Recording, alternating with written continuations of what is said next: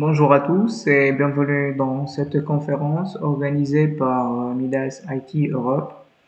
Donc, notre sujet pour cette session va être l'étude du comportement migratoire des passerelles piétonnes avec l'application de la méthodologie prescrite par le guide CETRA. Donc, on va commencer avec le contenu de cette présentation. On va commencer avec une introduction et puis on va exposer quelques notions théoriques relatives à ce sujet-là. Et bien sûr, par la suite, on va voir, ou bien on va étaler le workflow de la méthode. Et puis, on va montrer l'exemple de notre étude et bien sûr son application sur Mida Civil. Et à la fin, donc, on va conclure cette présentation avec les vérifications nécessaires. D'accord? Voilà, donc pour l'introduction, on se demande pourquoi exécuter une analyse dynamique. Donc il faut rappeler que cette analyse dynamique n'a rien à voir avec l'analyse sismique. Donc c'est pas une analyse spectrale ou bien une analyse avec des accélérogrammes. Réellement, c'est une analyse temporelle, mais ça n'a rien à voir avec l'analyse sismique. D'accord? Donc cette analyse, donc elle dépend des fonctions temporelle de la marche, de la course ou bien les autres activités qui sont relatives au passage des piétons sur les passerelles. Donc ces activités-là, donc ça produit des forces dynamiques et ces forces dynamiques, donc ça peut déclencher des vibrations considérables dans la structure de la passerelle. D'accord? Voilà, donc ces vibrations, donc ça peut causer un inconfort pour les usagers de la passerelle et aussi une détérioration de ces éléments structurels. Surtout si on atteint le phénomène de la résonance. Donc l'objectif de notre webinaire aujourd'hui, c'est d'aider l'ensemble des ingénieurs à évaluer ces effets dynamiques et bien sûr en utilisant notre logiciel Mida Civil et bien sûr avec l'application de la méthodologie CETRA. Donc on va voir comment activer ou bien comment faire appliquer le guide CETRA afin d'évaluer ces effets dynamiques. Voilà. Donc par la suite, donc on va voir quelques notions théoriques. Donc en commençant par la notion du confort. Donc c'est une notion assez subjective. Donc la notion du confort, donc, ça revient sur plusieurs critères. Donc c'est relatif principalement à la physiologie de la passerelle, sa masse, sa rigidité, tout ça. Et donc ça peut dépendre de l'activité des piétons sur la passerelle. Donc ça dépend de l'harmonie de l'activité des piétons sur la passerelle. Aussi la fréquence d'occurrence aux vibrations et puis la direction de l'excitation dynamique et aussi bien sûr la présence des amortisseurs dans les passerelles. Donc la présence des amortisseurs, donc ça peut alléger ces vibrations et donc ça peut donner un niveau maximal de confort. Voilà, donc étant donné que ces critères-là sont toutefois subjectifs, le guide CETRA, donc aussi, on peut le trouver sur l'annexe A2 de l'Eurocode 0. Donc ça définit un niveau de confort relativement aux accélérations produites par les charges dynamiques, c'est-à-dire lors du passage des piétons. Donc on va évaluer la réponse de l'ouvrage et par niveau de réponse, on va dire est-ce qu'on est bon niveau confort ou pas. D'accord? Voilà, donc pour aller un peu plus loin, donc on va commencer par définir la fonction du pas. Donc le pas, donc c'est défini par l'action d'un seul pied sur d'un seul piéton. Donc ou bien le pied droit ou bien le pied gauche. Donc ça va appliquer une force sur notre passerelle. Donc c'est une fonction temporelle. Donc ça représente, voilà, comme je viens de l'expliquer, donc c'est la force appliquée sur le sol dans un intervalle de temps donné, c'est-à-dire dans une période. D'accord? Donc ici on peut voir le graphe qui donne la force en fonction de la période. Donc c'est cette force-là, c'est l'action d'un seul pied, d'un seul piéton. D'accord? Voilà, donc après on peut discuter un peu de la fonction de la marche. Donc c'est une fonction temporelle. Donc c'est représenté par une série de fonctions pas de t, c'est-à-dire donc on peut dire que la fonction pas c'est l'unité de la fonction de la marche. Donc c'est décalé dans le temps afin de reproduire le pas droit et le pas gauche de marche d'un piéton. D'accord?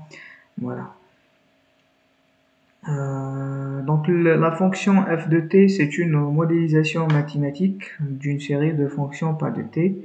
Donc elle est rapprochée ou bien approchée par une série de Fourier qui s'écrit. Donc f de t, voilà l'expression de la fonction de la marche, la fonction de la charge dynamique de la marche. Donc f de t c'est g0 plus g1 sinus de pi fois f fois t plus la somme des autres harmoniques. Voilà, donc dans les modèles de charge appliqués aux passerelles, donc seule la première harmonique est considérée. Donc on ne considère pas le reste des harmoniques. Donc toutes ces fonctions-là donc ne sont pas, ou bien ces termes-là ne sont pas pris en compte. Voilà, donc la composante pour chaque direction, donc elle est donnée comme on peut le voir pour les trois expressions. Donc c'est donné en vertical, en transversal et en longitudinal. Et qu'on pouvait le remarquer, donc pour la composante transversale, donc la fréquence de la marche F, donc ça c'est la fréquence de la marche. Donc elle est divisée par 2, c'est-à-dire l'excitation transversale produite par la marche de la passerelle et donc un pas sur 2. D'accord? Voilà. Donc le guide, donc il nous dit que le terme statique, ce terme statique G0, donc de la fonction verticale, est supprimé car il n'intervient pas dans le calcul des niveaux d'accélération produits par la marche des piétons. Voilà. Donc toujours dans la méthodologie, donc cette méthodologie CETRA, donc ça consiste à considérer l'action d'une foule de piétons plutôt qu'un seul piéton. Donc le modèle il consiste à faire circuler les piétons de façon aléatoire, bien, des piétons aléatoires de façon aléatoire sur des fréquences aléatoires aussi, et de phase aléatoire sur la passerelle, donc, qui présente elle-même des modes de vibration aléatoires. Voilà. Donc pour le phénomène de synchronisation forcée d'une foule de piétons, donc ce phénomène donc ça surgit lorsque une foule vient se caler progressivement à une fréquence proche de la fréquence naturelle de la passerelle. Donc on parle de phénomène de résonance. Donc les accélérations transversales sont limitées à 0,1 mètres par seconde carré, donc afin d'éviter le risque de la résonance. Donc ça on va le voir par la suite dans la définition des niveaux du confort. Voilà. Après, on va voir le workflow de la méthode. Donc, étape par étape, on va expliquer comment ça marche pour cette méthodologie. Donc, en commençant donc, par l'étape 1. Donc, l'étape 1, donc, elle nous dit qu'il faut d'abord déterminer la classe de la passerelle. Donc, c'est fait par la détermination de l'évaluation ou bien par l'évaluation du niveau de trafic. Donc on a pratiquement 4 niveaux de trafic, de la classe 1 jusqu'à la classe 4. Donc pour la classe 1, donc c'est un trafic très dense. Donc généralement on trouve ce type de classement, ou bien ce type de passerelle dans des zones urbaines avec une forte concentration piétonnière.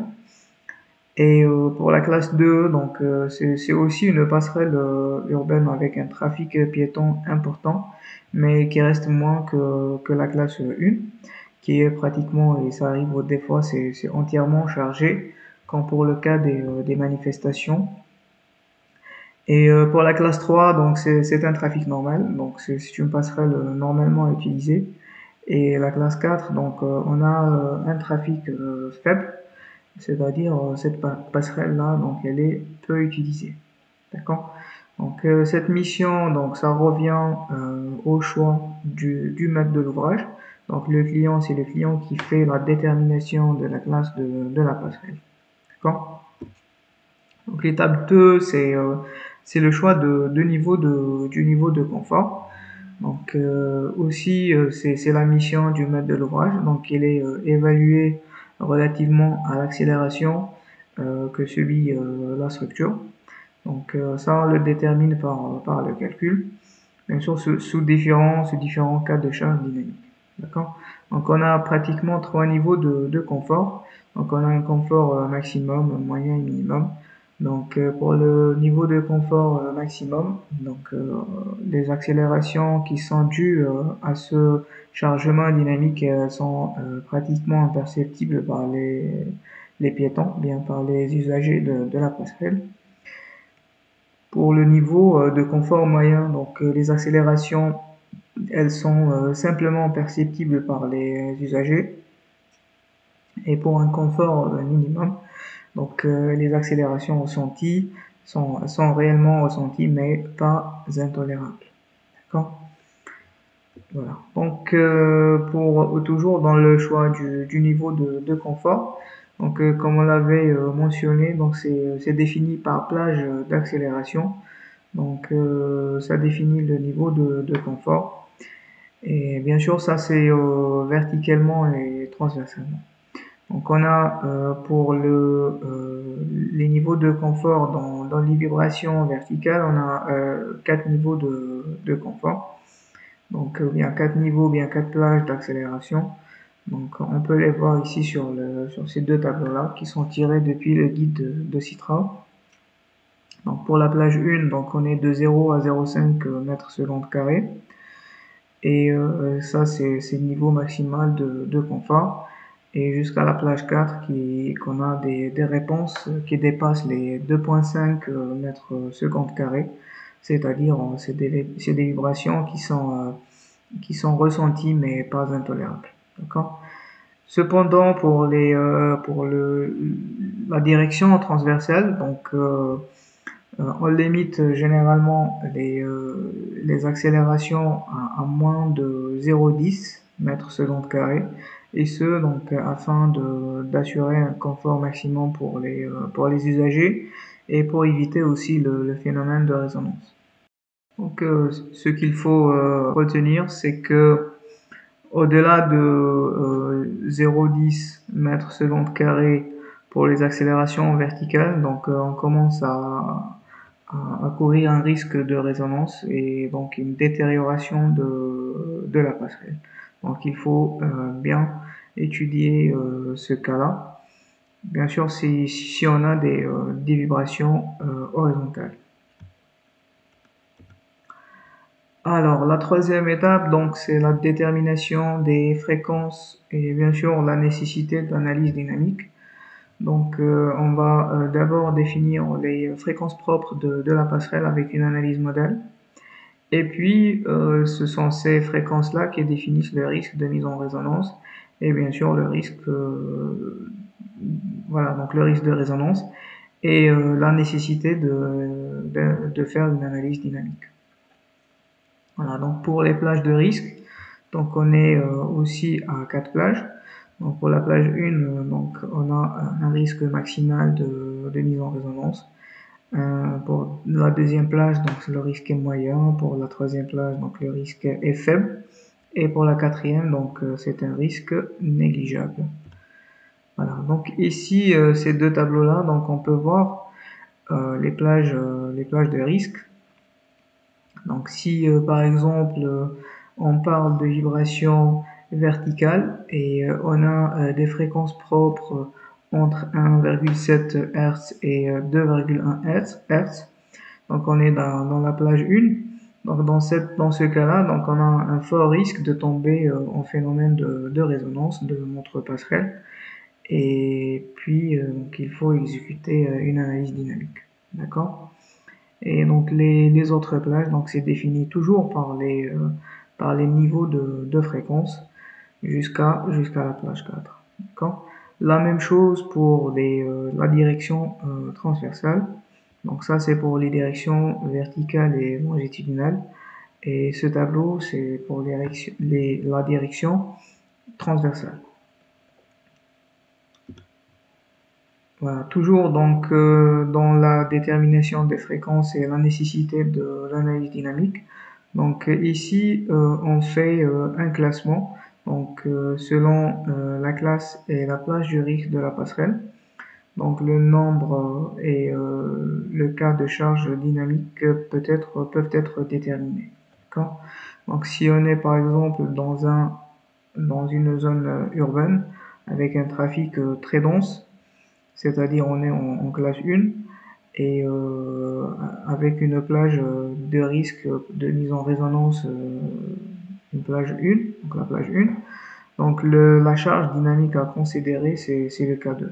Donc on va voir la définition du K1, le K2 et le K3 par rapport à leur fonction de charge.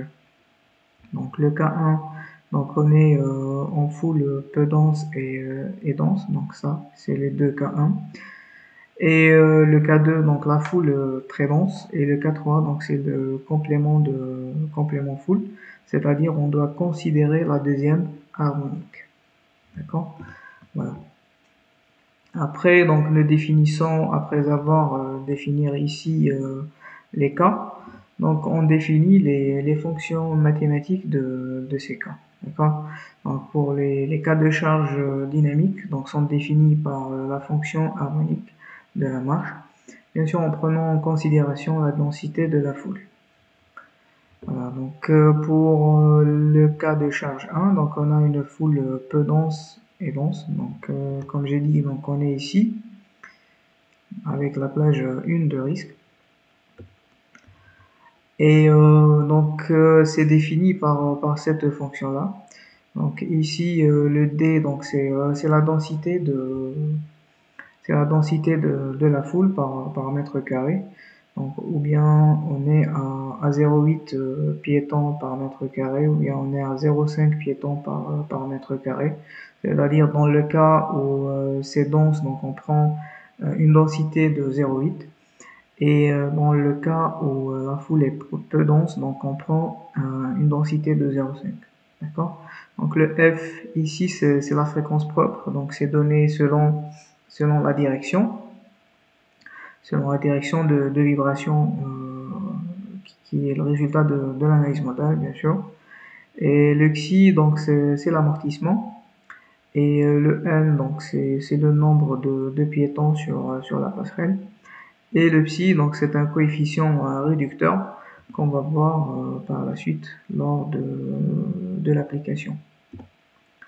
Voilà, donc ça c'est pour le cas de charge 2. Donc on a une expression différente de ce cas de charge numéro 1. Donc on est en foule très dense.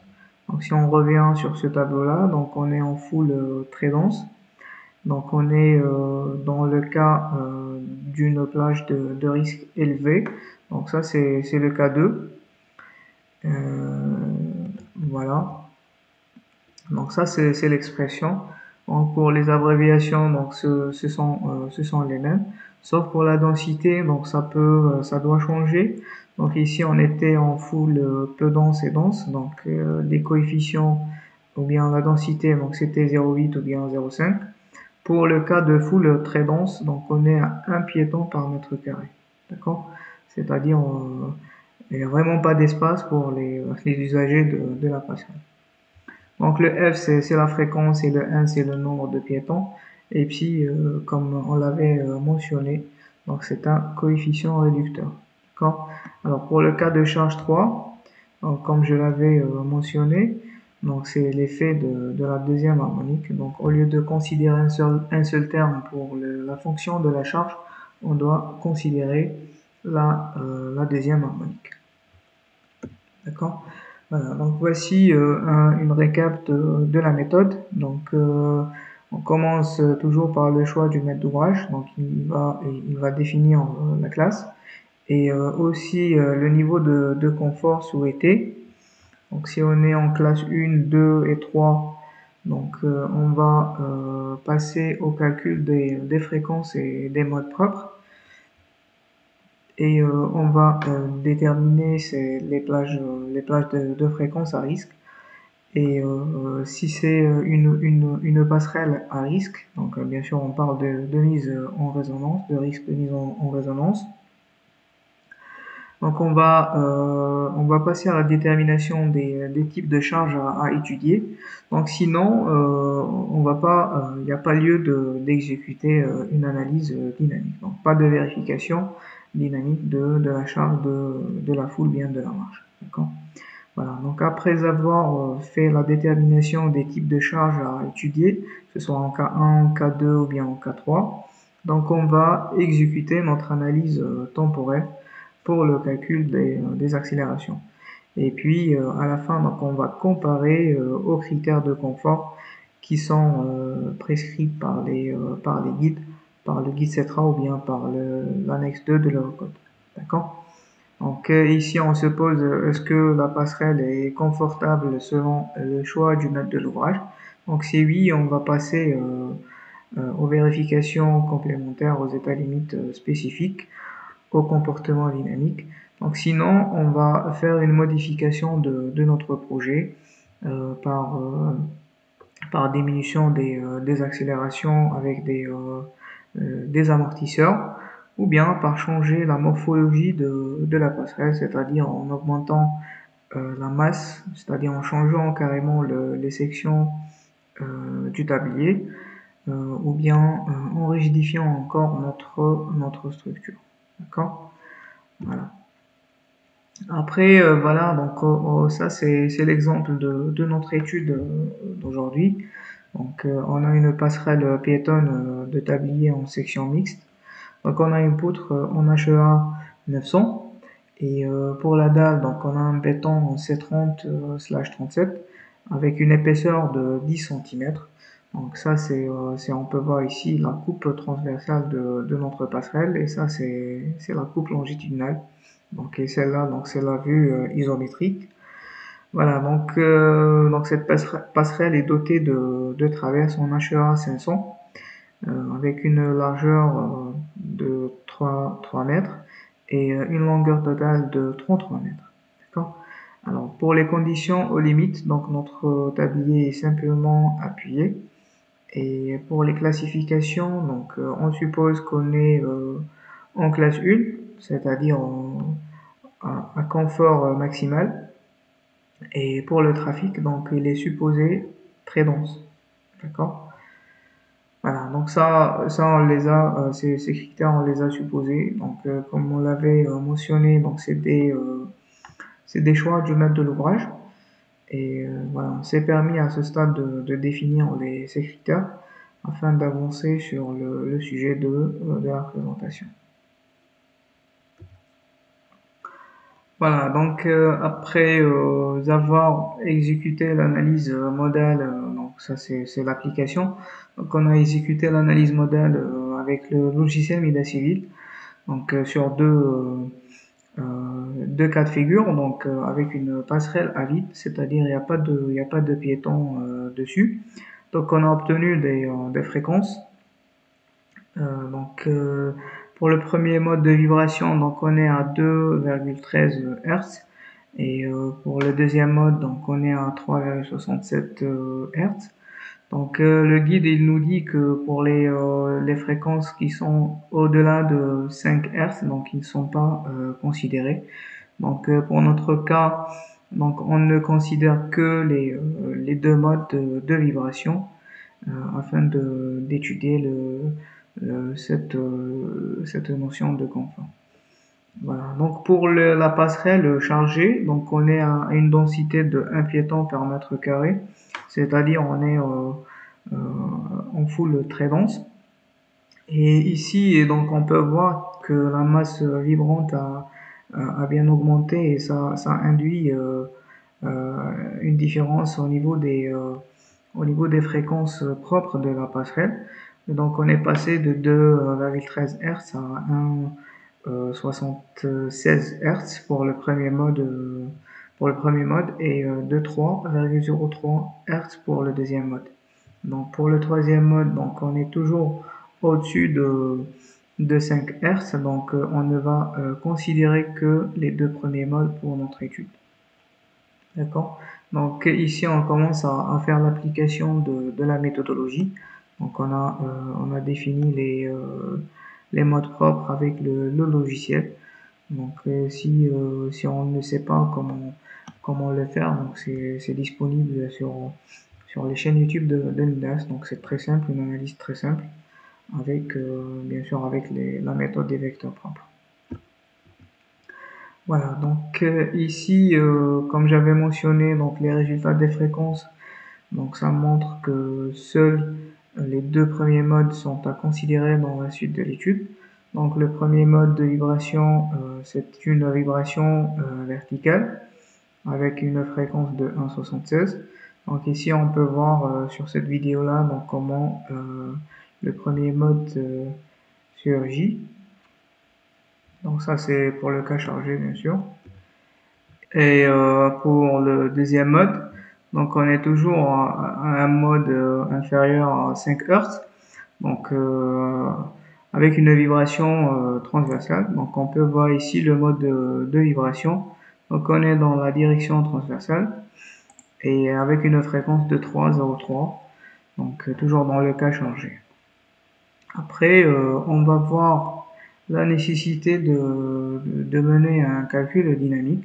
Donc pour les vibrations verticales, donc on est à une fréquence de 1,76 Hz, c'est-à-dire on est en plage 1.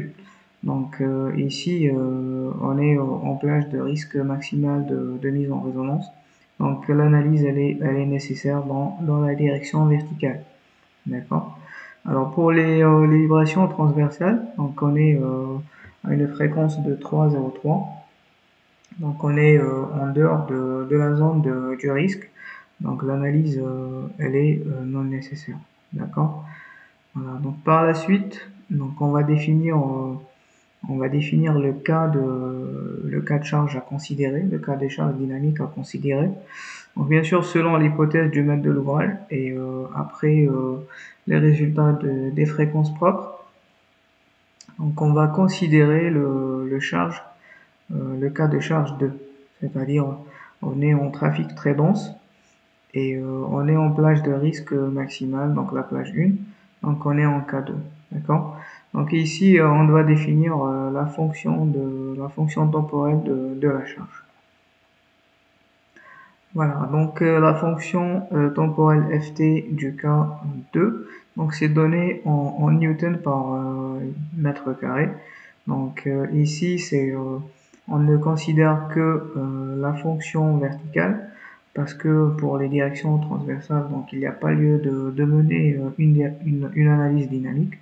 Donc c'est cette fonction qu'on a vue tout à l'heure qu'on doit opter pour notre analyse dynamique. D'accord. Voilà, donc ici ce qui reste à déterminer c'est le coefficient réducteur psi.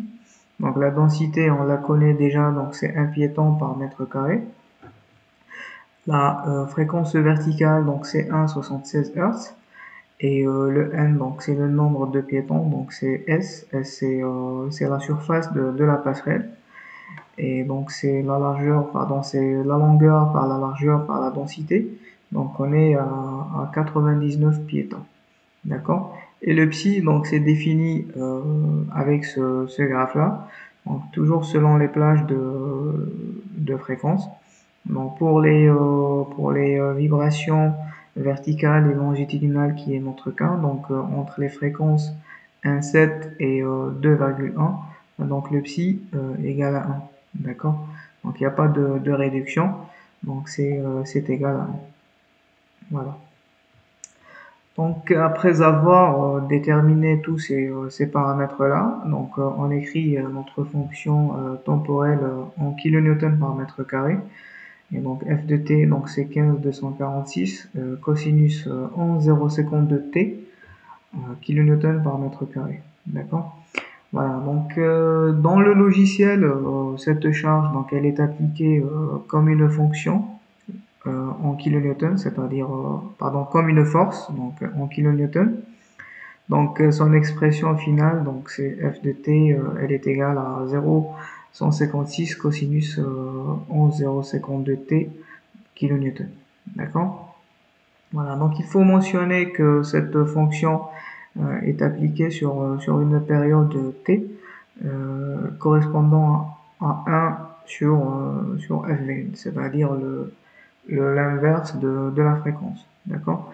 C'est-à-dire la période de notre fonction de la marche. D'accord? C'est-à-dire le temps qu'on met pour exécuter deux pas, c'est-à-dire un pas droit et un pas gauche. D'accord? Voilà. Et bien sûr, le t de la fonction, donc il varie entre le 0 et le 0,56, c'est-à-dire le 1 par 1,76. D'accord? Voilà. Donc pour définir cette fonction, l'allure de la fonction, donc on va prendre un incrément de 0,01 seconde. Donc le delta t il est à 0,01. Et bien sûr, lors de la définition de cette charge, on va supposer qu'on a une vitesse de marche constante. Et cette vitesse, donc, elle est calculée sur une distance d'un pas de 1 mètre. Donc, on aura une vitesse de 1,76 mètres par seconde, c'est-à-dire la fréquence qu'on multiplie par la distance.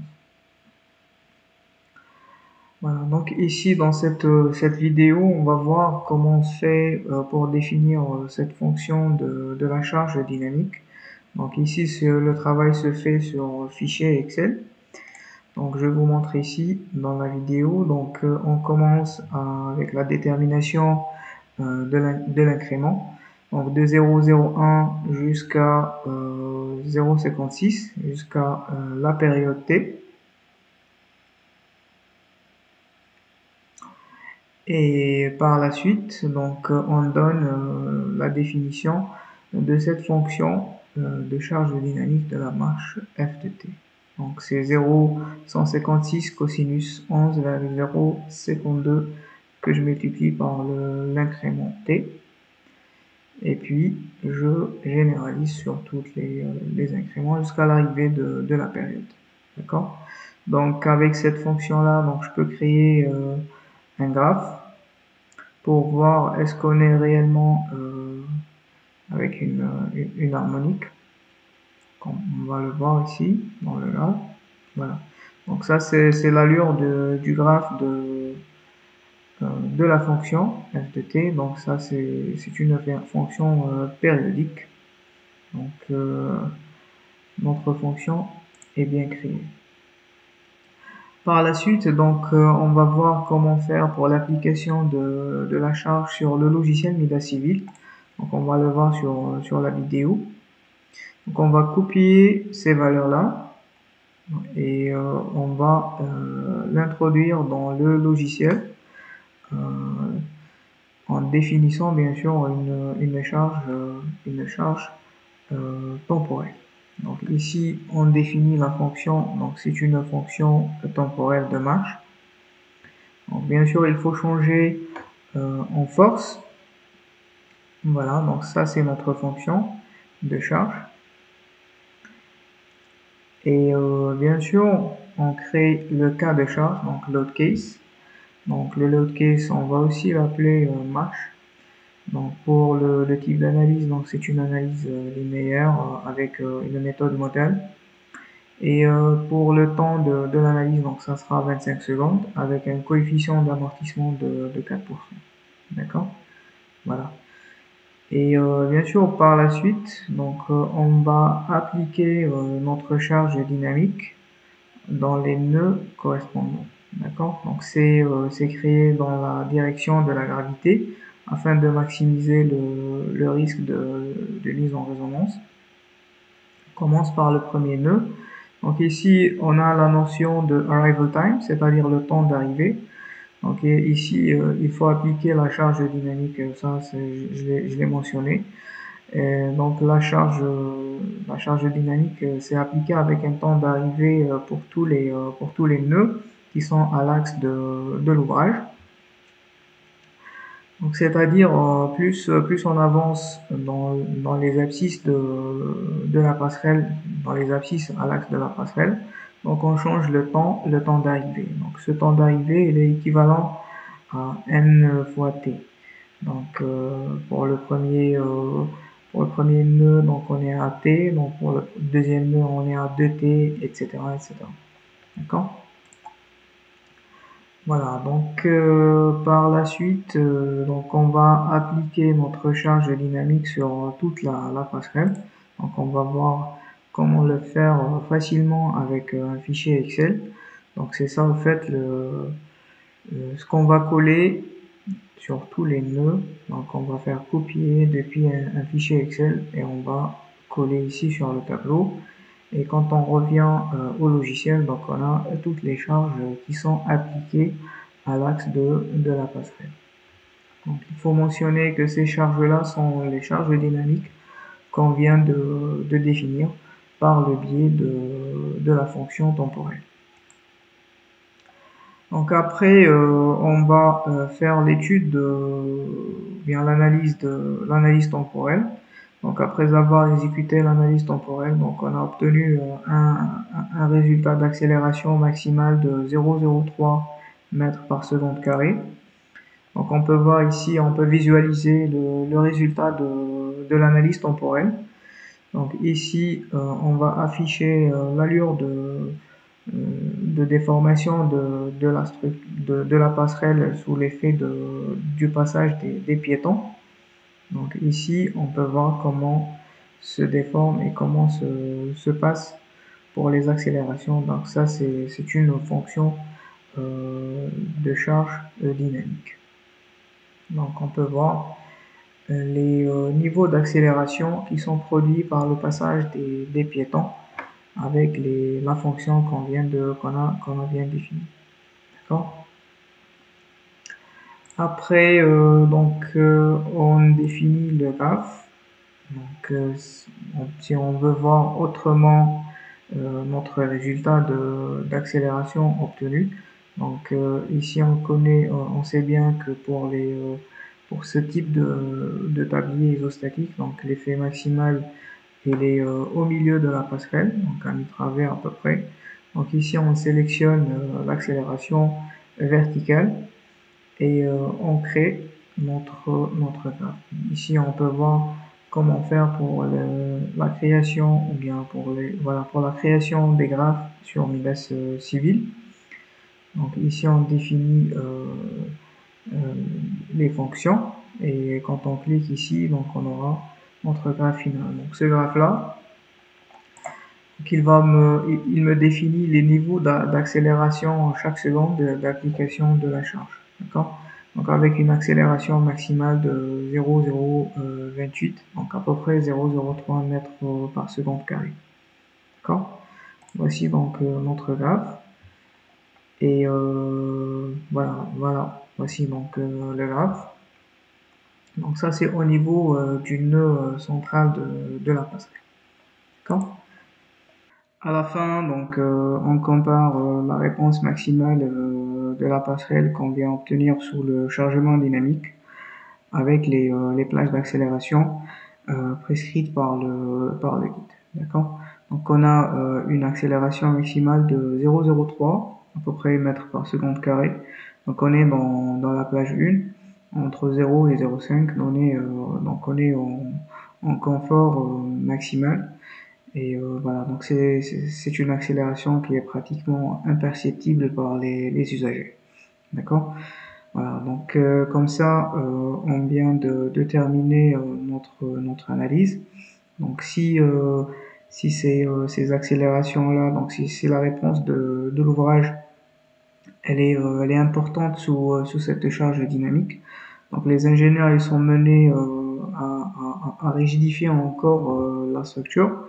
Bien entendu en augmentant la masse ou bien installer carrément des amortisseurs dissipatifs d'énergie de vibration. D'accord?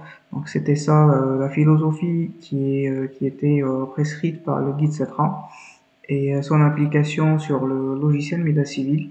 Donc l'intervention de la partie Midas c'était dans l'analyse modale, dans le fait de faire sortir des fréquences propres et aussi la possibilité de définir des fonctions temporelles, des charges de fonctions temporelles et bien sûr exécuter l'analyse temporelle de façon fluide et de façon très simple. D'accord?